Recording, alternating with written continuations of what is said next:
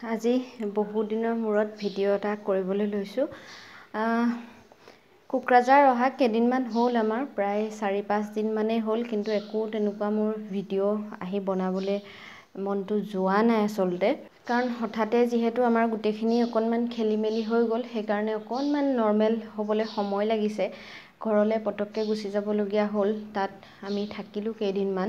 এইবাৰহে অলপ দীঘলীয়াকৈ এনেকৈ আমাৰ থকা হৈছে। আৰু তাৰ পৰা আহিলোঁ, অহাৰ পাছত ইয়াত আকৌ কিবা খালী খালী নিচিনা লাগিছে। আকৌ সেই একেবিলাক কথাকেই অকণমান খেলি মেলি কৰি আছে মনবোৰ। যিহেতু সকলোখিনি মানে ইমানেই হঠাতে হৈ গ'ল, মানি ল'বলৈ আমাৰ খুব দিগদাৰ হৈছে। মানুহ কোনো কাৰো লগত নাথাকে, সেইটো সঁচা কথা, সকলোৱে জানেই। কিন্তু যেতিয়া একেবাৰে গম নোপোৱাকৈ, একো নভবাকেই যেতিয়া মানে এনেকুৱা ঘটনা এটা হৈ যায়, মানুহবোৰ হঠাতে নোহোৱা হৈ যায়, সেইটো মানি ল'বলৈ অকণমান দিগদাৰ হয়। মোৰ মাৰ ক্ষেত্ৰত তেনেকুৱাই হ'ল। আগদিনালৈকে মানুহজনী ভালেই, মোৰ লগতো নিজেই ফোন কৰিছে, কথা পাতিছে, নৰ্মেল। মাত্ৰ অকণমান গাটোহে বেয়া লাগিছে বুলি কৈছিলে। তেনেকুৱা বিশেষ একোৱেই হোৱা নাছিলে। আৰু বিশেষ কিবা তেনেকুৱা হৈ থকা হ'লে দেউতা গুৱাহাটীলৈ নগ'লেহেঁতেনে। আপোনালোকে হয়তো বহুতেই গম নাপায়, দেউতা আৰু দাদা ঘৰত নাছিলেই। দাদাৰ অকণমান গা অসুস্থতাৰ কাৰণে গুৱাহাটীত ট্ৰিটমেণ্ট কৰিবলৈ দেউতাই লৈ গৈছিলে। 2 দিন আগত গৈছিলেহে, আৰু 2 দিন পাছতেই ঘপককৈ মানে মাৰ সেয়া হৈ গ'ল। মাৰ তেনেকুৱা বিশেষ কিবা এটা হৈ থকা হ'লে দেউতা কেতিয়াও নগ'লেহেঁতেনে মাক এৰি পেলাই। তেনেকুৱা একো হোৱাই নাছিলে। সদায় যেনেকৈ থাকে তেনেকুৱাই হৈ আছিলে। কিন্তু সেয়া আচলতে যাৰ যেতিয়া যিটো হ'ব লগা থাকে হ'বই, তেনেকৈ আমি এতিয়া মানি ল'ব লাগিব। আৰু দেউতায়ো নাপালে সেই সময়ত। সদায় মইতো বাৰু দূৰতেই থাকোঁ, কিন্তু দেউতা আৰু দাদা যি দুটা মানুহ সদায় মাৰ লগতেই থাকে, সেই দুটা মানুহকো ভগৱানে মানে আঁতৰাই পঠাইছে। তাহাঁতিও আচলতে পাবলগীয়া নাছিলেই। যি কি নহওক, সেইখিনিতো এতিয়া পাৰ হৈ গ'ল। এতিয়া আমিবিলাক আগবাঢ়িবই লাগিব। কাম বন কৰিবলৈ মন নাযায়, মনবোৰ ক'তো বহা নাই। কিন্তু নিজৰ কামবিলাকৰ পৰা, নিজৰ পৰা কিমান দিন আমি পলাই থাকিম? পলাইতো থাকিব নোৱাৰোঁ। জীৱনটো আগবঢ়াই নিবই লাগিব। সেইকাৰণে আকৌ আৰম্ভ কৰিছোঁ লাহে লাহে, আগৰ নিচিনাকৈ কাম বনবিলাক কৰিবলৈ লৈছোঁ। ভিডিঅ' বনাবলৈ আৰম্ভ কৰিছোঁ। আজি প্ৰথমটো ভিডিঅ'। বীৰৰ কাৰণে কিবা এটা বনাবলৈ লৈছোঁ আচলতে। এতিয়া মই ভাত বনাম, ভাতৰ লগত খাবলৈ তাৰ কাৰণে কিবা এটা বনাওঁ। ফ্ৰিজত যি য'ত বস্তু আছিলে তাৰেই কিবা এটা বনাম। বজাৰ চজাৰ অহাৰ পৰা একো কৰাই নাই। যেনেকৈ যি আছিলে মানে শুকানেই হৈ গৈছে। কিবা কিবি পাচলি বহুতখিনি বেয়াই হৈ গ'ল। তেনেকৈ বাছি বিচাৰি অলপ খাই আছোঁ। বজাৰ চজাৰ কৰা হোৱাই নাই। গতিকে ফ্ৰিজত যি য'ত আছে তাৰেই বীৰলৈ কিবা এটা বনাওঁ। কাৰণ বহু দিনৰ পৰা তাকো ভালকৈ একো খোৱা বোৱা হোৱা নাই। ঘৰততো ভালকৈ একো খোৱা বোৱা নহ'লেই মাৰ ঘৰত। আৰু ইয়াত আহিও সেয়া মোৰ ইমান মন চন যোৱা নাই কাৰণে তাকো পাল মাৰিহে কিবা কিবি খুৱাই আছোঁ। সেইকাৰণে সি খাবলৈও মন কৰা নাই। আজি বোলো নহয়, কিবা এটা বনাওঁ। আৰু বেবী ফুড হিচাপেও যিহেতু মই বহুত দিন দিয়াই নাই, মোৰ যিহেতু গোটেই ৰুটিনখনেই খেলি মেলি হৈ গ'ল, ভিডিঅ'বিলাকো উল্টা পুল্টা হৈ আছে, ভালকৈ একো দিয়াই হোৱা নাই। সেইকাৰণে ভাবিছোঁ আজি তাৰ কাৰণে কিবা এটা যিহেতু বনাবলৈ লৈছোঁৱেই, সেইটোকে শ্বেয়াৰ কৰোঁ। আপোনালোকে যিসকলৰ বেবী আছে 1 বছৰৰ ওপৰৰ, সেই 1 বছৰৰ ওপৰৰ বেবীসকলক আপোনালোকে বনাই খুৱাব পাৰিব ভাতৰ লগত। মানে এটা ভাজি হয় আৰু। ব'লক ভিডিঅ'টো আৰম্ভ কৰোঁ। এয়া মই 2টা গাজৰ লৈছোঁ, আৰু এয়া চাওক, গাজৰ দুটাৰ অৱস্থা একেবাৰে বেয়া। মানে মই কৈছিলোঁ নহয় ফ্ৰিজত যি আছে তাকে কিবা এটা বনাম বুলি। গাজৰখিনি অনা বহু দিনে হৈ গ'ল, অলপমান মানে লেৰেলিয়ে গৈছে, তথাপিতো বনাই দিছোঁ। আৰু লগতে লৈ লৈছোঁ এয়া এটা বিটটো প্ৰায় লেৰেলিয়ে গৈছে। এইবিলাক ফ্ৰেছ হ'লে বেছি ভাল হয়, কিন্তু এতিয়া যি আছে তাৰেই বনাইছোঁ। আৰু লগতে লৈ লৈছোঁ এটা ডিম। এইফালে এতিয়া গাজৰ আৰু বিটখিনি ধুনীয়াকৈ ধুই পেলাই ৰুকনিত পিহনাত পিহি ল'লোঁ।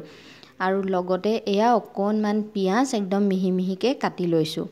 আৰু এইফালে বহাই দিছোঁ গেছত কেৰাহীখন অকণমান গৰম হ'লত ইয়াতে দি দিছোঁ অকণমান মিঠাতেল। বহুত বেছি মিঠাতেল নিদিওঁ, কম তেলতে বনাম বস্তুটো। যিহেতু বেবীৰ কাৰণে উপযোগীকৈ বনাইছোঁ, সেইকাৰণে তেলটো কমকৈ ব্যৱহাৰ কৰিম। তেলকণ গৰম হ'লত ইয়াতে মই কাটি ৰখা পিঁয়াজখিনি দি দিলোঁ। আৰু পিঁয়াজখিনি অকণমান ৰঙচুৱা হোৱালৈকে ভাজি ল'ম।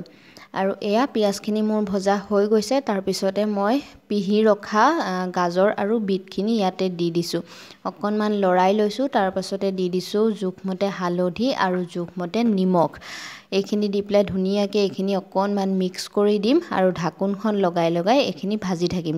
যেতিয়ালৈকে এইখিনি ধুনীয়াকৈ ভাজ খাই নাযায় তেতিয়ালৈকে ঢাকোন লগাই লগাই এনেকৈ মই কম জুইত এইখিনি ভাজি থাকিম। বিট আৰু গাজৰ শিশুৰ কাৰণে বহুত বেছি উপকাৰী হয়। ইহঁতি এনেই এইবিলাক বস্তু খাবলৈ ইমান মন নকৰে। যদি অকণমান জুতি লগাই পেলাই কিবা উপায়েৰে বনাই খুৱাব পাৰি তেনেহ'লে খুব ভাল হয়। মই বীৰক যিকোনো উপায়েৰে খুৱাবলৈ চেষ্টা কৰোঁ। কেঁচাকেতো নাখায়ে বা আমাৰ নিচিনাকেতো চালাড বনায়ো নাখায় সৰু ল'ৰা ছোৱালী যিহেতুকে, সেইকাৰণে যিকোনো উপায়েৰে মই কিবা কিবি বনাই মেলি বিট আৰু গাজৰটো খুৱাবলৈ সদায় চেষ্টা কৰোঁ।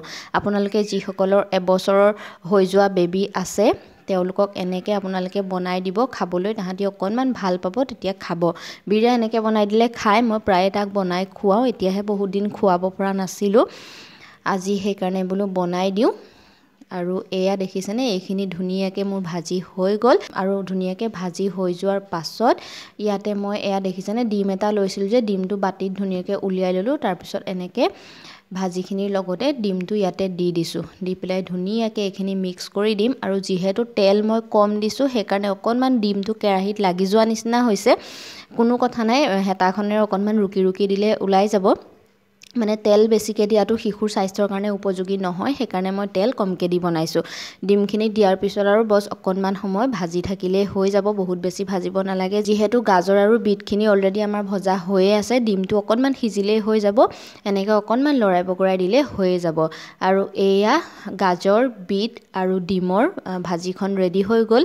মই এয়া বাতিত উলিয়াই দেখুৱাইছোঁ। খুব বেছি কোমল হয় বস্তুটো, এবছৰ হৈ যোৱাৰ লগে লগেই ধুনীয়াকৈ শিশুৱে খাব পাৰে। আপোনালোকে ভাতৰ লগত এনেকৈ বনাই দিবচোন, খাই তাহাঁতি ভাল পাব। আৰু এয়া বীৰৰ আজি ভাতৰ থালিখন মই এনেকৈ ৰেডি কৰিলোঁ। এইফালে এয়া ভাজিটো বিট গাজৰ আৰু ডিমৰ ভাজিখন, আৰু লগতে এয়া দালি, মচুৰ দালি, তাতে অকণমান ভোল আৰু আলু দি পেলাই বনাই দিছোঁ। আমালৈও বনাইছোঁ, একেখিনিকে আমিও খাম, তাকো দিছোঁ দালি আৰু লগতে এয়া অকণমান ভাত। আজি তাৰ থালিখন এনেকৈয়ে ৰেডি কৰিলোঁ। বহুদিনৰ মূৰত, একেবাৰে সাধাৰণ যদিও বহুদিনৰ মূৰত এনেকৈ অকণমান কিবা এটা এক্সট্ৰাকৈ তাক মই বনাই দিছোঁ। বহুদিন বনাই খুওৱাই নাই। আপোনালোকেও আপোনালোকৰ বেবীক এনেকৈ খুৱাই চাব, বেবীয়ে ভালো পাব। আৰু কেঁচাকৈ যিবিলাকে নাখায় বিট গাজৰ এনেকৈ আপোনালোকে খুৱাব, তেতিয়া বেবীয়ে খাই ভাল পাব। সিহঁতৰ পেটলৈ যিকোনো উপায়েৰে গ'লেই হ'ল আৰু যিহেতু স্বাস্থ্যৰ পক্ষে এইবিলাক বস্তু ভাল হয়, গতিকে খুৱাব পাৰিলে ভাল। ভিডিঅ'টো ইয়াতে সামৰণি মাৰিছোঁ। আকৌ লগ পাম অন্য এটা ভিডিঅ'ত। লাহে লাহে এনেকৈ ভিডিঅ'বিলাক দি থাকিম, আপোনালোকে চাই গৈ থাকিব। আজিলৈ আহোঁ, ধন্যবাদ।